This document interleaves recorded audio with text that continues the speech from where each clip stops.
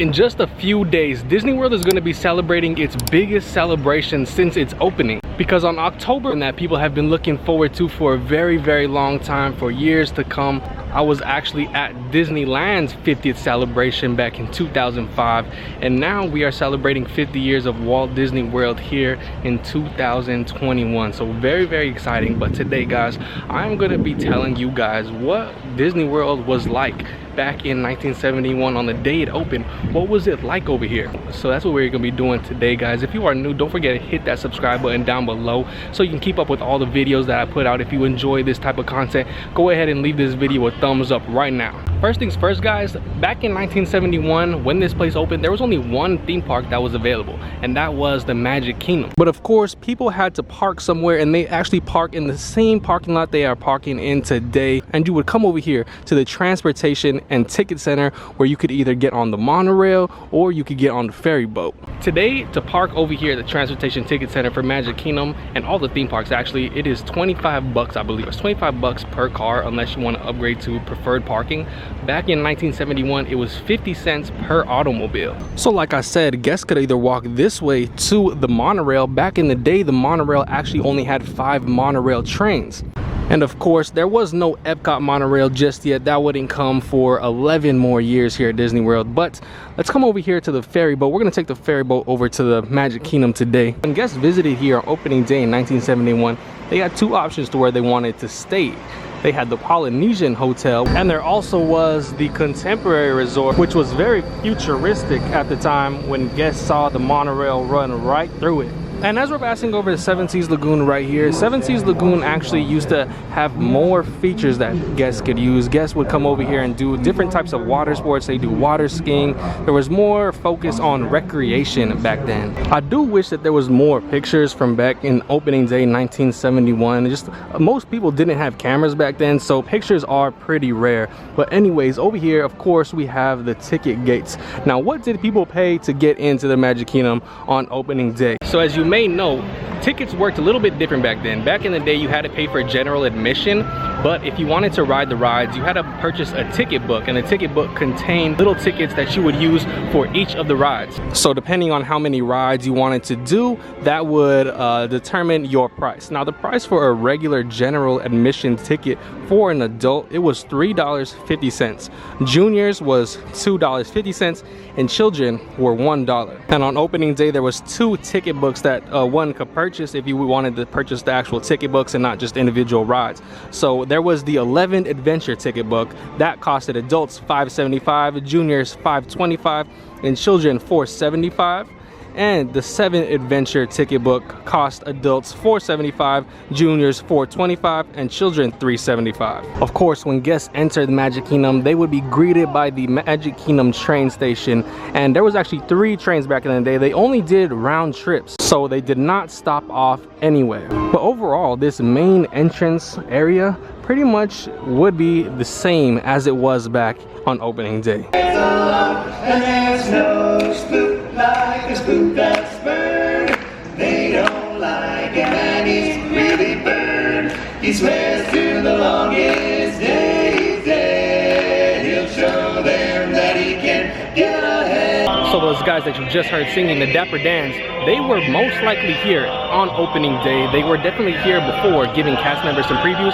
So that means they were definitely here during opening day. But actually, guys, pretty much all of Main Street USA is going to be the same how it was in 1971. Main Street USA is one of the lands here in the Magic Kingdom that really hasn't had a whole lot of changes. Now, of course, there wouldn't have been all these Halloween decorations up on opening day. I don't think they started doing the Halloween decorations just yet. But when a lot of people think about the opening day of Disney World, they think of the picture of Roy Disney, Walt's brother, standing right here in the middle of Main Street USA giving the opening day dedication speech.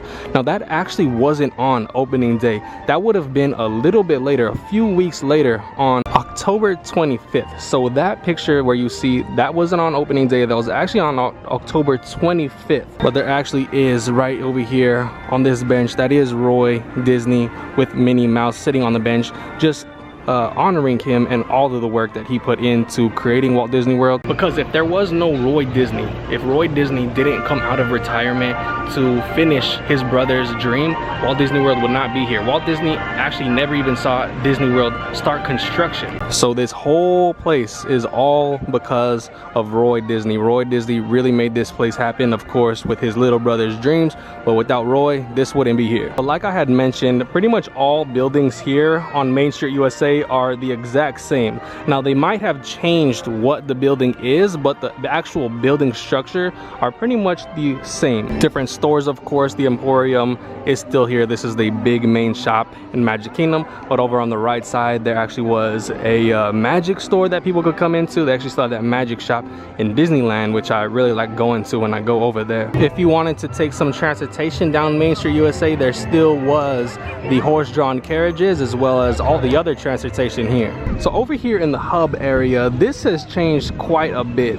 A few years ago they did add some new walkways, and they took away this big river system that went through here like this. But other than that, it's gonna look pretty much the same. From the pictures that I've seen, there's actually some more trees that would go up in the hub area. They've cleared it out probably for some better pictures of the castle. Of course, the castle didn't look like this. This is the 50th anniversary castle. Castle back then was just a regular castle that you would have seen a couple years ago. And then there was no Walt and Mickey statue. Many people think that this was already here, but actually the Walt and Mickey statue didn't come till much later. So you might be wondering how many people actually visited Magic Kingdom on that opening day, October 1st. Well, it's actually less than I thought. It's actually 10,000 people. Now that's a very slow day for Magic Kingdom today. Magic Kingdom today probably average around 40,000 on a pretty good day. During peak season gets up to close to like 90. But only 10,000 people. They actually picked October as the opening day because they didn't want a very, very big opening. They wanted to have kind of a slow opening, not have so many people. So I guess whatever they did worked. There actually was 5,000 cast members working in Magic Kingdom at the time. All right, let's head this way. We're gonna head in a circular direction around Magic Kingdom, kind of see how things have changed a little bit. We're headed first into Adventureland. So back on opening day, Adventureland actually only had 2 attractions. One of them was right here, the Swiss Family Robinson Treehouse. This has pretty much stayed untouched since opening day. And there also was a restaurant right over here. This was actually called the Adventureland Veranda Restaurant, now known as the Jungle Cruise Skipper Canteen. Now when we get to this main section right here of Adventureland, there actually was no magic carpets of Aladdin. Aladdin wasn't even a thought at Disney probably at the time. So this whole thing was completely gone. And I'm sorry guys, but I actually misspoke. There was actually 3 attractions at the time here in Adventureland, with the other one being right here, the Jungle Cruise. Of course, the Jungle Cruise was an opening day at Disneyland in 1955 and was a opening day attraction here in Magic Kingdom in 1971. Recently has gone through some changes, so it's not the same as it was during opening day, but the overall premise is still the same. The other attraction was actually right here. It wasn't known as the Enchanted Tiki Room as it is today. This was actually called the Sunshine Pavilion attraction, also known as the Tropical Serenade. It actually didn't get its name, the Enchanted Tiki Room, till almost like, I'm gonna say like 20 years ago. It wasn't known as the Tiki Room for a very long time here at Magic Kingdom. But then as we walk past this way, this is where a long section of Adventureland is,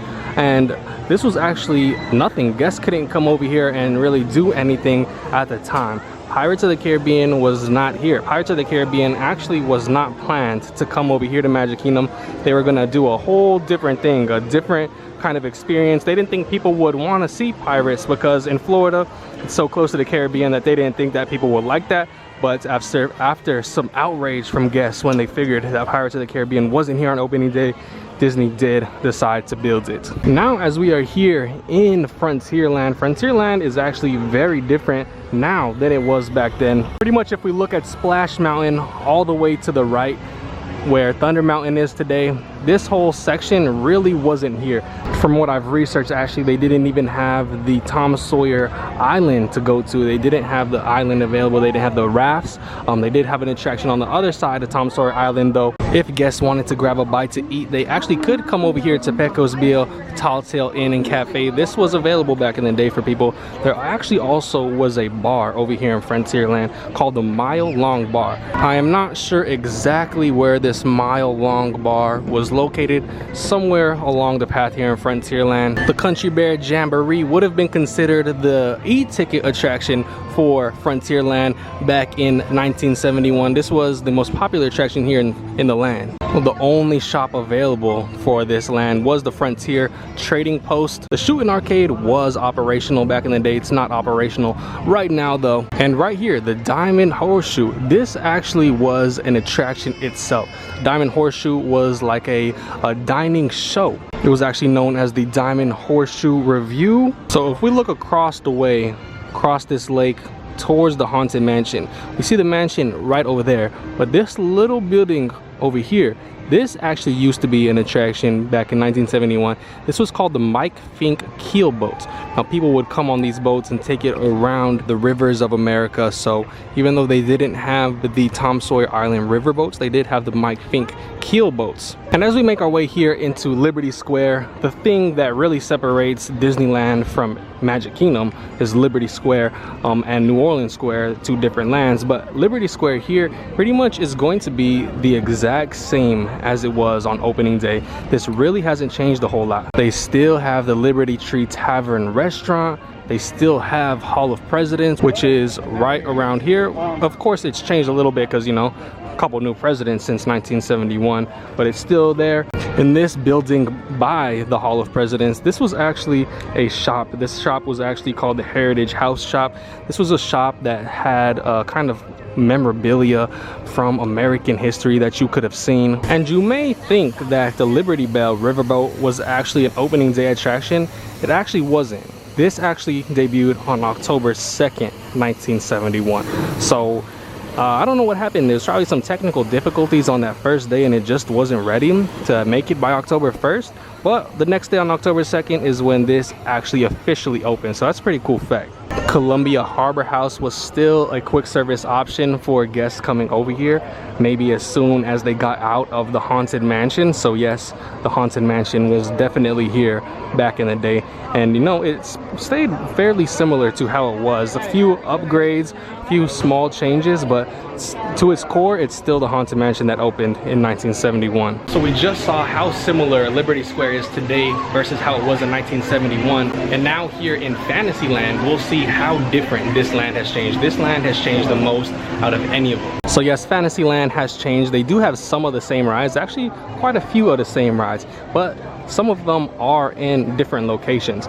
They of course did not have this whole area right here, the Rapunzel bathroom area, because in this area, this was actually an attraction. This was the Skyway to Tomorrowland attraction. Guests would come up here, get in the Skyway bucket and travel in the sky down this way, down Fantasyland, all the way to Tomorrowland. Something that was really cool, and actually they did have it over in Disneyland. It's a Small World and Peter Pan here to the right. These are the exact same as they were back in the day. If you needed a bite to eat once you got done with these attractions, the Pinocchio Village House restaurant was here and you could watch the guests go by underneath you on It's a Small World. The Carousel was of course here on opening day. It did have a different name though. This was called Cinderella Golden Carousel. Today it's known as the Prince Charming Regal Carousel. And then right here where Mickey's PhilharMagic is today, this was actually a Mickey Mouse attraction back in the day as well. This was actually the Mickey Mouse Review. It was an audio animatronic show, and actually on opening day, if we just walked past the carousel, we would have ran into Dumbo. Dumbo would have been right over here. This is where the Dumbo attraction was, right in the middle of Fantasyland. Today, it's off very, very far away from here. Then making our way to the other side of the carousel, this attraction right here, where we see the Princess Fairy Tale Hall today, was of course Snow White's Scary Adventures. And now apparently when this opened in 1971, this was a very, very scary ride. Much more scary than its Disneyland counterpart from what I've heard. But a lot of people did like this ride, but I think they did turn down the scariness a few years after it did open. Inside of Cinderella's castle today, we have the Cinderella Royal Table where you can dine. But back in the day, this restaurant was actually known as King Stephen's Banquet Hall. So interesting that they changed the name of that restaurant to Cinderella's Royal Table. Then they did change the carousel's name as well. And then from this point, the layout of Fantasyland today versus how it was in 1971 is very, very different. So basically Fantasyland didn't go all the way back like it does today. it would have pretty much ended right here, and then we would have had to turn right. And where we do see the entrance to Seven Dwarfs Mine Train today, we would have seen the entrance to an attraction called 20,000 Leagues Under the Sea. Now the thing is, this attraction actually didn't open on opening day. Just like the riverboat, it wasn't ready, I guess. It only opened on October 14th of that year. So about 2 weeks later, the 20,000 Leagues Under the Sea attraction did open. It was a very, very massive attraction. It took up this whole area here and then all the way back to where the Little Mermaid attraction is today. So a huge, huge space. And then just walking past the path over here to the right would have been the very, very popular Mr. Toad's Wild Ride. Opening day attraction that was extremely popular, that did get replaced by Many Adventures of Winnie the Pooh, would have been right here. And then yes, the Mad Tea Party was still here in its same spot that it is today. So this pretty much has remained unchanged, but we wouldn't have been able to walk down this path and go to Storybook Circus like we are today. This path would have pretty much just ended. So guys, we would have made our way to our last land of the day in 1971, Tomorrowland. Tomorrowland has changed quite a bit as well. Over here, Tomorrowland Speedway, it was here, but this wasn't called the Tomorrowland Speedway. This was actually called the Grand Prix Raceway. Now, if you noticed all the facade and the buildings here in Tomorrowland, they are pretty much going to be the exact same style that they were back in the day. That isn't how it always has been in Tomorrowland though. They did have some big changes in the 90s, and then they recently just changed it back to look how it used to. To my knowledge right here, Cosmic Ray Starlight Cafe was not here, but there was a store right here. Today it's called Mickey Star Traders, but back in the day it was called Mickey's Mart Store. And just like Frontierland, there wasn't really a whole lot for people to do here in Tomorrowland. Down this way at the edge of Tomorrowland, there really wasn't anything here. We see the People Mover going by up here. A lot of people think that was an opening day attraction. That actually wasn't. It opened in 1975.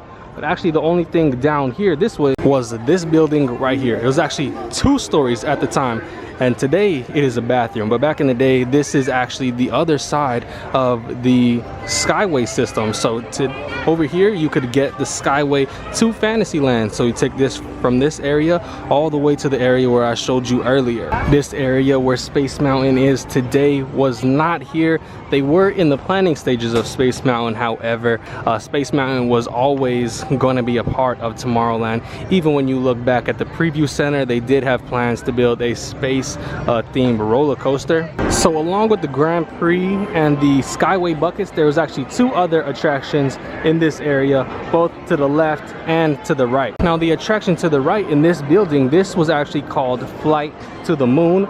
And then over here to the left where we see Monsters Inc. Laugh Floor today, this was the Circle Vision Theater, and it showed America the Beautiful. And the main entrance to Tomorrowland here would have been pretty different. They definitely would not have had these rocks right here. They actually had kind of big white beams poking out right here, and they did have like some colorful walls in the background. So yeah guys, that is pretty much it. That is what Disney World would have been like in 1971. I told you guys about the transportation over here. I told you guys how much it would cost to park admission. I showed you guys around the park what it would have been like back in the day. Of course, they did have contemporary and Polynesian hotels for people to stay. You know, we've seen how the park really has changed and evolved over its 50 years. Some things have stayed pretty much the exact same, and some things are completely different. And it's really, really cool that, you know, now it's 50th anniversary and we're celebrating half a century of Walt Disney World. I've been coming here for about the past 25 years consistently, so I've seen the park change. I've seen how it's grown. I've seen different things come and go. But just in a few short days, we will be celebrating the official 50th anniversary of Disney World, and it's very, very exciting, you know, and we can't wait to see how the park changes the next 50 years as well. So yeah guys, if you did enjoy this video, a like would definitely be appreciated down below. Like I said, if you're new, make sure you hit that subscribe button for me. And of course, thank you all very much for watching, and I'll catch you on the next video.